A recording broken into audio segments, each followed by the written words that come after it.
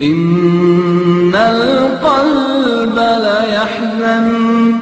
وإن العين لتدمع وإنا على فراقك لمحزونون اللهم اغفر له وارحمه وعافه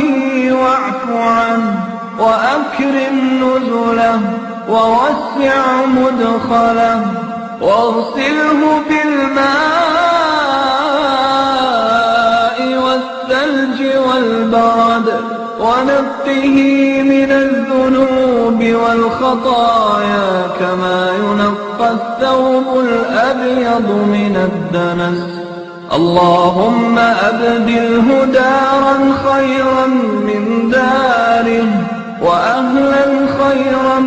من أهله وزوجا خيرا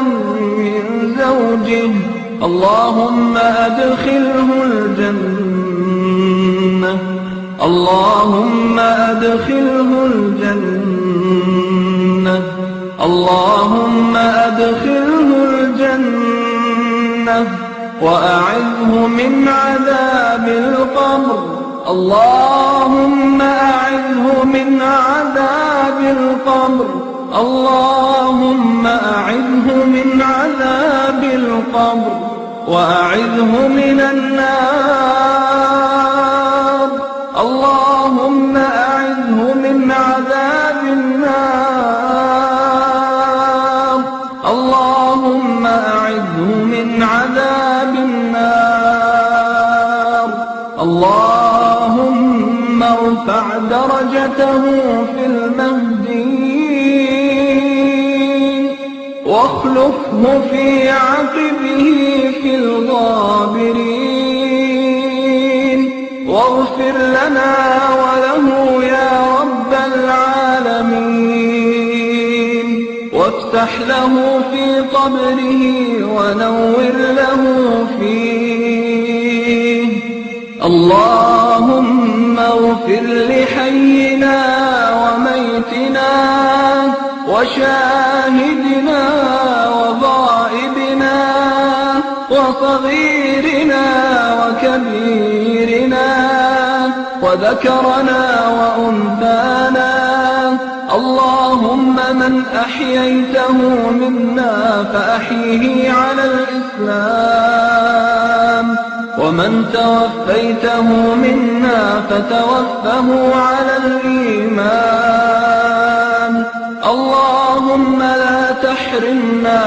أجره ولا تضلنا بعده يا ذا الجلال والإكرام اللهم قه من فتنة القبر وعذاب النار أنت أهل الوفاء أنت أهل الوفاء أنت أهل الوفاء أنت أهل الوفاء والحق فاغفر له وارحمه إنك أنت الغفور الرحيم اللهم عبدك وابن أمتك احتاج إلى رحمتك وأنت الغني عن عذابه وأنت الغني عن عذابه اللهم إن كان محسنا فزده في حسناته اللهم زده في حسناته وإن كان مسيئا فتجاوز عنه يا ذا الجلال والإكرام يا حي يا قيوم يا واحد يا أحد يا فرد يا صمد نسألك باسمك الأعظم الذي إذا دعيت به أجبت وإذا سئلت به أعطيت نسألك يا مولانا أن تغفر لنا وله ولجميع موتى المسلمين يا أرحم الراحمين.